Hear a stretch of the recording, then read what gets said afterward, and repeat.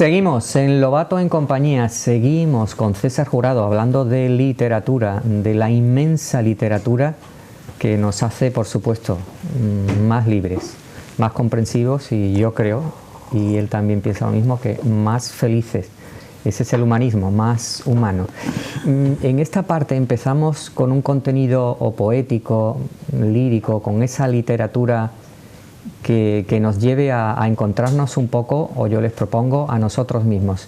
Les voy a leer un poquito y este ambiente que es cinematográfico, luego vamos a hablar con César también. En este ambiente cinematográfico yo les quiero leer un poquito de Gustavo Adolfo Domínguez. Bueno, ustedes dirán, Gustavo Adolfo Bécquer, sí, su primer apellido era Domínguez, así que yo reivindico ese nombre familiar. Con Gustavo Adolfo Bécquer voy a leerles un poquito que diría así: olas gigantes que os rompéis bramando en las playas desiertas y remotas, envuelto entre las sábanas de espuma, llevadme con vosotras. Ráfagas de huracán que arrebatáis del alto bosque las marchitas hojas, arrastrado en el ciego torbellino, llevadme con vosotras. Nubes de tempestad que rompe el rayo y en el fuego ornáis las despedidas orlas, arrebatado entre la niebla oscura.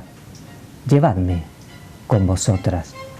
Llevadme, por piedad, a donde el vértigo con la razón me arranque la memoria. Por piedad, tengo miedo de quedarme con mi dolor a solas. Volverán las oscuras golondrinas en tu balcón sus nidos a colgar, y otra vez, con el ala a sus cristales, jugando llamarán. Pero aquellas que el vuelo refrenaban tu hermosura y mi dicha al contemplar, aquellas que aprendieron nuestros nombres, esas no volverán. Volverán las tupidas madreselvas de tu jardín las tapias a escalar, y otra vez, a la tarde, aún más hermosas, sus flores se abrirán. Pero aquellas cuajadas de rocío cuyas gotas mirábamos temblar y caer como lágrimas del día, esas no volverán. Volverán del amor en tus oídos las palabras ardientes a sonar, tu corazón de su profundo sueño tal vez despertará, pero mudo y absorto y de rodillas como se adora a Dios ante su altar. Como yo te he querido, desengáñate, así no te querrán. Gustavo Adolfo Bécquer. Mi querido amigo, si las rimas se puede vivir, si las rimas de Bécquer podemos vivir. Hombre, Bécquer traza un cordón umbilical desde el soneto de Lope, aquel soneto del amor, que es, yo creo que una de las mejores piezas que se ha escrito. El amor es olvidar tu propio provecho y amar del otro hasta el daño. Es beber veneno como si fuera licor suave. Es creer que el cielo en un infierno cabe. Dar y entregar el cuerpo y el alma a los inevitables desengaños. Todo eso es el amor. Solo quien lo probó lo sabe. Ese soneto, que es más, he obviado los dos primeros cuartetos, ¿no? Junto con Quevedo. De ahí nos vamos a Bécquer y de Bécquer nos vamos a Pedro Salinas. Yo creo que es el póker de ases de la literatura amorosa, de la literatura española. Yo, como siempre, le decía que no era inocente, es un compromiso, un comprometer que yo creo que es asumido por él, pero hablando de cartas de amor, hablando del amor con nuestro Don Quijote encima de la mesa, y usted que tiene una cámara para nuestros amigos de 8 Televisión, de Lobato en compañía, ¿sería tan amable de dentro, desde el mundo del cine, como usted está continuamente, recitarle a nuestros amigos y amigas de la tele esa carta a Dulcinea del Toboso? de toda la poesía amorosa, probablemente ese poema es el que más coincide conmigo y además y con la mayoría de mis amigos. Quiero decir que... Seduzca usted a esta cámara, por favor. Si quieres, yo te lo digo. Está refiriéndose a una transgresión literaria que Antonin Artaud decía que era de las primeras que se habían hecho en la historia de la literatura moderna, ¿no? No en vano es el padre de la novela actual, ¿no? Y esa es una transgresión, viene en el capítulo 25, en el fragmento 41, exactamente. Y es una carta que le escribe Don Quijote a Dulcinea. Y es una transgresión porque, claro, él lleva un hilo narrativo y en un momento dado transgrede ese hilo narrativo para contarnos esa carta. Y la carta es una auténtica joya, ¿no? Es una carta escrita por un loco, llevada por un paleto a un personaje que no existe, que es Dulcinea. Un paleto que no sabe leer, claro. Un paleto que no sabe leer. Entonces, claro, es algo verdaderamente... y que luego va a decir cosas sobre esa carta, verdaderamente, bueno, llenas de humor, de ironía, porque no hay que olvidar nunca que Cervantes es la transustanciación de la ironía. Esa es la clave para mí de Cervantes, por lo que a mí me atrapa y no me puede dejar. Y preste mucha atención, porque como él la va a recitar, la oirán muy pocas veces, si no nunca, con ese énfasis, con esa profundidad y con esa teatralización. Así que disfruten, por favor, con ese tempo de don César Jurado y la carta. Pues le dice en la carta: querida y soberana señora, el ferido de punta de ausencia y el llagado de las telas del corazón, ay, dulcísima Dulcinea del Toboso, él te envía a ti la salud que por tu culpa él nunca tiene.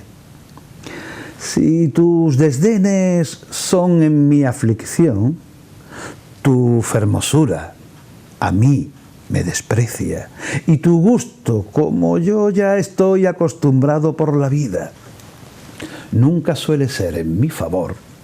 Mal podré yo sostenerme en este problema de buscaros, desearos y nunca encontraros.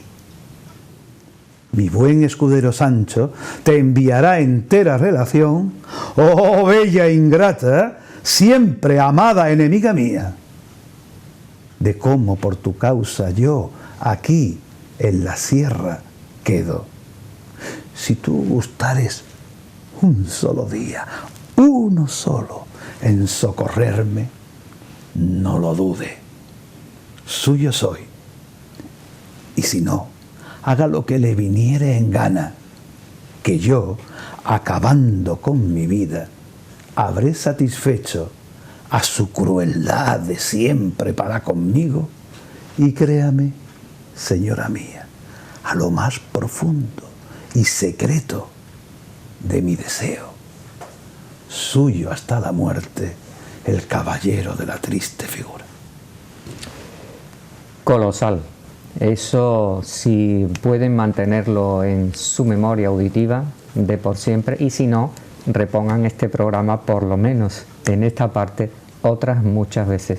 Don César, qué maravilla. ¿Y cuántas veces tú crees que ese género epistolar del que hace gala Don Quijote a través de la carta se ha perdido hoy día para siempre? Recibir una carta y ya si es de amor, ¿es para nota? Sí. Ahora prácticamente ese género está fuera de concurso, ¿no? Literario, la carta, tal y como está, con los emails y demás, pues está desusadísimo, ¿no? Pero esa carta, eso es algo testimonial, ¿no? Fíjate, tú dirás, claro, es que César dice, él no la vas a oír nunca. Por ejemplo, el texto no dice herido, dice ferido. Pero claro, es que él dice ferido, Cervantes, que ya las H's ya estaban desusadas en el siglo XVII. ¿Por qué? Porque la F es una fricativa interdental. Si ponéis, para pronunciar una F, tú tienes que poner las palatales encima del labio inferior. Claro, las gentes se quedaban desdentadas a edades muy tempranas y no podían pronunciarlas, y entonces iban cambiándolas popularmente por las H's. Y las H's se cubrieron de gloria, tuvieron un índice de frecuencia en nuestro idioma, claro, muchísimo mayor. Por la necesidad. Claro, no era farina, no es harina, es farina. Claro. No es fermosura, es hermosa, no es ferido, es herido. Pero cuando él redacta la carta, él quiere que ese personaje, iba a decir el espectador, al lector del siglo XVII, le parezca ya anacrónico. Claro. Y entonces él se esfuerza por el amor a Dulcinea, de decir ferido. Mantener sus principios. Claro. Claro. Hay anacronismos en la carta que yo no los digo porque normalmente asaz, por ejemplo, claro, es un sinónimo de bastante. Pero tratamos de esa seducción y que ustedes lean las versiones que quieran, si quieren las primeras versiones en castellano antiguo o ediciones en castellano antiguo, pero la virtud que tiene tu acción en concreto, y particularmente yo creo que hace un efecto de gancho, de atractivo, para que muchas personas quieran volver a leer esa carta y quieran volver a sentir eso que tú has trasladado con tu oralidad, ¿no? Yo te lo agradezco. Con tu verbo, como se suele decir. Tal y como él la escribe, es de más talento y más genial de como yo lo digo.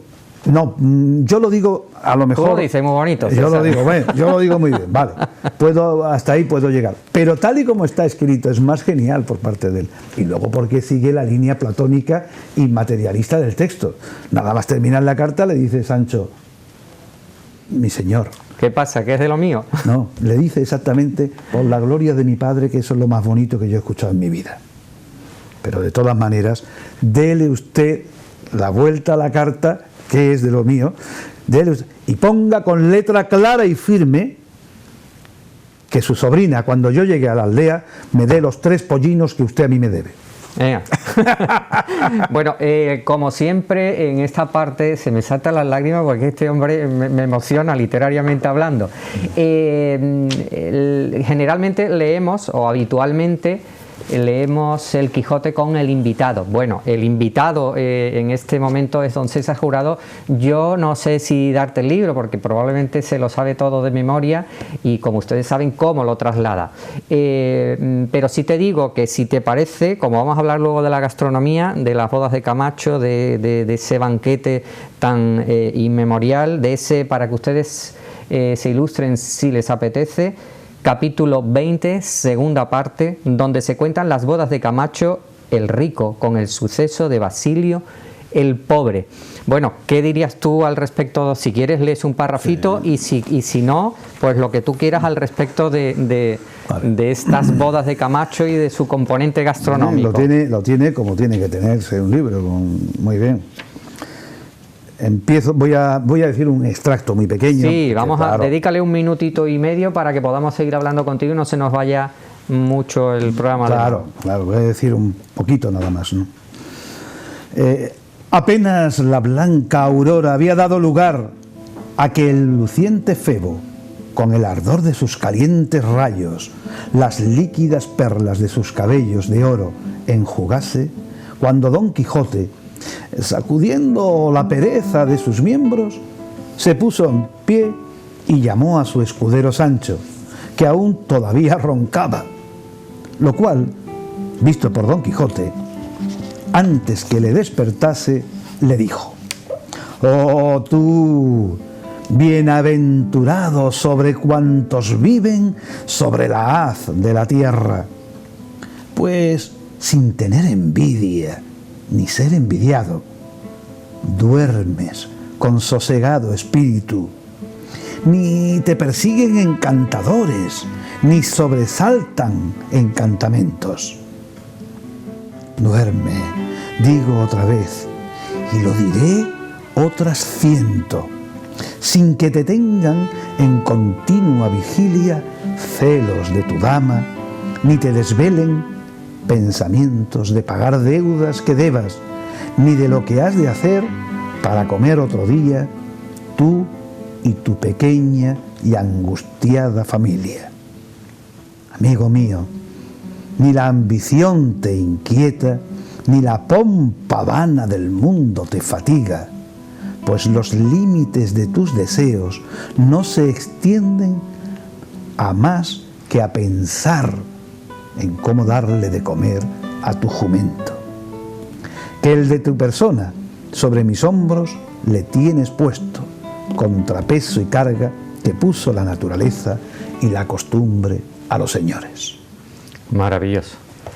Voy a decirte lo que yo pienso de esto. Sí. Ayer lo releí.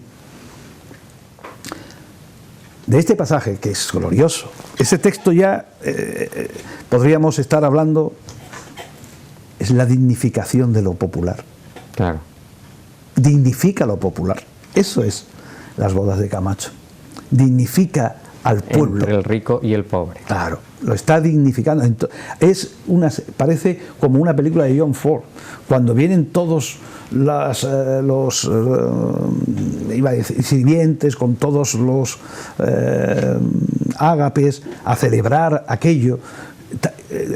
Describe una coreografía que parece John Ford. Es una cosa verdaderamente inquietante. Pero ¿qué es lo que sacamos y extraemos de esto? La dignificación de lo popular. Bien, vamos a ir a otra sección ya para ir concluyendo, y es en el entorno de Don Quijote de la Mancha esa varia, diversa y extensa, rica gastronomía. Ustedes saben que hemos seguido estas recetas en programas anteriores hasta que las hemos agotado, así que iniciamos un nuevo recetario, por supuesto, también de la Mancha y de las aventuras de Don Quijote con este recorrido por la gastronomía manchega. Fíjense que les voy a leer muy brevemente lo siguiente. Corresponde las gachas a esa segunda parte, capítulo 17, donde se dice: viendo aquellas gachas blancas dentro de la celada, las llegó a las narices y en oliéndolas dijo. Bien, el ingrediente de estas gachas serían 4 cucharadas de harina, 1 litro de agua, 2 chorizos frescos, 200 gramos de panceta, 1 cucharada de pimentón dulce, 4 dientes de ajo, 50 piñones tostados, aceite de oliva, sal. Y miren, cortamos el chorizo y la panceta en dados y los vamos friendo en una sartén honda, y a poder ser de hierro colado. El fuego no deberá ser muy vivo, pues interesa que nos doren sin quemarse, y posteriormente también nos procurará el que no se nos peguen las gachas. Una vez fritos, los sacamos de la sartén y los reservamos. Luego, en el mismo aceite freímos los ajos que habremos aplastado un poquito, pero sin sacar la piel. Cuando estén dorados, los sacamos y los reservamos también. En el aceite añadimos la harina y vamos trabajándola con una cuchara de palo hasta que haya absorbido todo el aceite y haya empezado a dorarse. En este momento añadimos el pimentón, trabajamos unos minutos más y a continuación vamos echando el agua poco a poco, procurando que la vaya absorbiendo y se empiece a formar esa papilla. Cuando ya hayamos echado casi todo el agua, seguiremos removiendo con la cuchara y lo dejaremos cocer burbujeando durante unos 15 minutos. Llegado a ese punto hemos de comprobar si está suficientemente espesa. Si lo estuviera a nuestro gusto, demasiado clara, bajaremos el fuego y le dejaremos cocer unos minutos más hasta conseguir la consistencia deseada. Y si estuviera demasiado espesa, añadir un poco de agua, esa que habíamos reservado. Una vez que tengamos con el punto de espesor que nos gusta, añadiremos sal y el comino tostado y molido en un almirez. Daremos unas vueltas y lo dejaremos cocer unos minutos. Lo serviremos en la misma sartén con los tropezones y los piñones tostados encima. Gachas, recorrido por la gastronomía de Don Quijote manchega. No, César, qué bonito es, como te dice aquí al final, comer las cosas en la propia sartén. Trasladar el fuego, el hogar a la mesa. Yo voy a decir una cosa sobre esa gastronomía. En principio, Dios apartará bien de mí este cáliz, porque claro, yo prefiero la gastronomía aristocrática a la que estamos acostumbrados en nuestros restaurantes que tenemos. Pero usted también es mucho del ajo de los aparceros, ¿no? Sí, muchísimo. ¿Sabes pero me imagino que comerían mal, claro, ¿no? En el siglo XVI. Que esto está ahora muy adornado, y ahora es una exquisitez, lo que antes era una necesidad. Comerían mal. Nosotros comemos muchísimo mejor. Cualquier familia de cualquier Pero hay algo que te llama la atención, y ¿sabes qué es? Que la cocina tiene que ser la cocina de la integración de los alimentos. Claro. Donde los alimentos se integren, no una cocina sumatoria de alimentos. Ahora se toma un canapé y te ponen un queso y te ponen a tu primo Fernando en lo alto y un pimiento y el otro pan. Tome usted, eso no es nada. Lo realmente eficaz de la cocina es la integración de los alimentos. Antes, quiero, cuando he mencionado y has dicho lo del Decameron, me gustaría decir algo con respecto. El Decameron, he dicho antes, que se produce justamente en la pandemia. Sí. Y que la sexualidad estaba muy llena. Y curiosamente se produce con una de las crisis de la espiritualidad más potentes, ¿no? Que fue cuando el papado se traslada de Roma a Aviñón. Ahora yo creo que hay un fenómeno muy perturbador para mí, que es coronavírico. Para un católico como yo, jesuánico, ¿no? Un católico por estética y por tradición. Pues yo creo que ahora mismo el fracaso del cristianismo empieza a extenderse de una manera vírica que es verdaderamente desalentadora. ¿Por qué? Porque los conceptos literarios que se habían manejado, por ejemplo, la caridad, nosotros que venimos de un pueblo donde es la patrona, la caridad estaba mal entendida. La caridad esta de dar la limosna al mendigo, lo que hace es sentenciar al mendigo. Claro, condenarlo. Está mal vista. Esa caridad tiene que estar estatuida, constituida e instituida por el gobierno. Claro, esa es la solidaridad. Claro. Repartir de lo que tengo, no de lo que me sobra. Claro. Nosotros tenemos dos grandes leyes. Una hecha por Ernest Lluch, ¿no? Y otra hecha por Zapatero, que es la ley de la dependencia. Esas son leyes que a mí me sobrepasan, porque uno conoce la mezquindad, la avaricia de las personas, ¿no? Ya somos muy mayores y de vez en cuando tú dices, pero bueno, ¿cómo se pudo firmar una ley como esta? Pensando en el ser humano, tratando de socorrerle, ¿no? En sus últimas... es algo. Otro concepto que está, la eternidad. No se puede mantener, Eduardo. La gloria. Porque la eternidad... Claro, el cristianismo decía, te vas a salvar.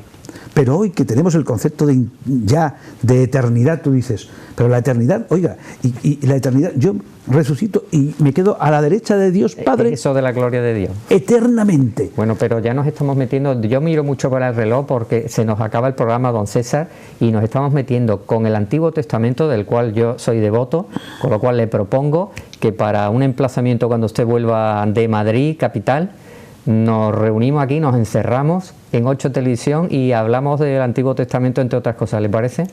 El Antiguo Testamento es un delirio para mí. Eso es un delirio. Don César Jurado, muchas gracias por haber estado en Jerez, invitado, Lobato en compañía, con tanto cariño, y en como este siempre. ratito de maravillosa charla en torno a la literatura. Muchas gracias, César. Feliz año para todos. Bueno, amigos de Lobato en compañía, hasta aquí hemos llegado hoy. Les hemos hablado de las 1001 noches, por supuesto, de Gustavo Adolfo Bécquer, del Decamerón, de Don Quijote de la Mancha, de la Carta de Dulcinea, de la cocina y de nuestro entorno que está escrito en cada palabra de la que hemos hablado. Así que, deseándole otra vez muy buen año, muchas gracias de César Jurado y de mí a todos los amigos y amigas de 8 Televisión Jerez, el Lobato en compañía. Muchas gracias. Ahora un poquito de música y de imágenes. Hasta siempre. Uno nace escritor como puede nacer zurdo, o indio motilón o cantante de ópera, da igual. Y Eduardo Domínguez Lobato, por ejemplo, nació predestinado. Nunca se supo en qué momento empezó a escribir, pero se conoce con exactitud en qué instancia dejó de hacerlo.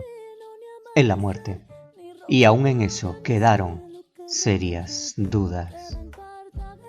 El caso es que fue un escritor nato, devocional, irrenunciable, y llevó su vocación a tal virtuosismo que, sin una cuartilla encima, no era absolutamente nadie. No era hombre para nada, como él mismo dijo muchas veces, y tan convencido estaba de que su vida no fue más que una escritura imperturbable, también encajada y asimilada, que en sus horas cenitales su cuartilla fuera su musa, razón y fundamento de recordadas maravillas artesanales, cuya exquisitez rozaba lo seráfico. Además supo ser escritora seca, sin ínfulas ni claudicaciones y sobre todo sin adjetivos. Ni patoso, ni garrulero, ni omiso, ni esfervescente, ni nada. Sencillamente escritor, por más señas, articulista de fama, letrista flamenco sublime y novelista exacto, según reconocieron para pasmo general los de su propio oficio. En sus escritos, aún hoy en plena circulación y vigencia, puede advertirse la precisión sin tacha de un pulso milimétrico en las palabras, la exacta transparencia de unos ojos clarividentes hacia sus gentes y su tierra, y la firmeza lúcida de un cerebro privilegiado. Sin embargo, todos los testimonios, amigos y enemigos coinciden en que Eduardo era incapaz de manejar su cuartilla y su pluma sin la inspiración del cigarro de ducados. Era un hombre extraño, a quien le funcionaban los mandos al revés. Tan incapaz era de vivir sin su ducado, que las escasas horas sin tabaco de su existencia se las pasó dormido, irremisiblemente dormido y nada más que dormido, según nos hacía notar su mujer, mi madre. En cambio, sus ímpetus creadores y todos los demás ímpetus eclosionaban fulgurantes cuando ya tenía su paquete de ducados al alcance de su dedo índice, de donde todo el mundo llegó a la conclusión de que su normal, genuina y definitiva atmósfera era una nube de tabaco. Tan era así que toda su exultante y contagiosa vitalidad, junto al tabaco, se tornaba fosquedad, desidia y retraimiento en ausencia de éste. Nunca fumó más que ducados y jamás fue fumador atolondrado y codicioso. Fumaba lenta y pausadamente, con solemnidad patriarcal y parsimonia de oficiante paladeador, casi masticador del tabaco, hasta alcanzar el estado de gracia que lo alzaba de este mundo. Así llegaba la ingravidez semiangélica, la borrachera de tabaco visceral transfiguradora, entronizada en los adentros, con ribetes pasionales alumbrados por el discernimiento. Y era entonces cuando bajaba al fondo de sí mismo. Todos lo notábamos, no solo por la eximia soltura de su pulso, sino porque además daba en canturrear algún medio palo, mirabrás, rosa o cantiña, de donde todos sus allegados dieron en comprender que cuando le emergían las notas más o menos desafinadas de algún cante de caracol, de Marchena o de Juanito Valderrama, porque la música no estaba a su fortuna, entonces es que Eduardo había alcanzado las cimas del equilibrio emocional y los linderos del éxtasis.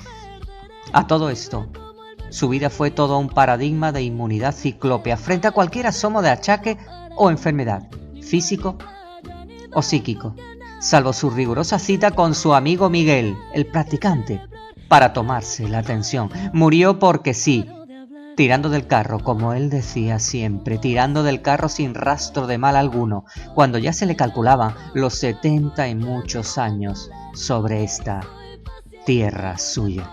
Por cierto, alguien tuvo el gesto irreverente o acaso como homenaje fervoroso, quién sabe, de plantarle entre el florero del nicho una cuartilla en blanco y un cigarro. Lo desconcertante fue que al día siguiente la cuartilla estaba allí, en su sitio justo, pero con algo escrito casi indescifrable, y al lado una colilla de ducados. Fue un misterio que no llegó a aclararse nunca. Les habló Eduardo, su hijo.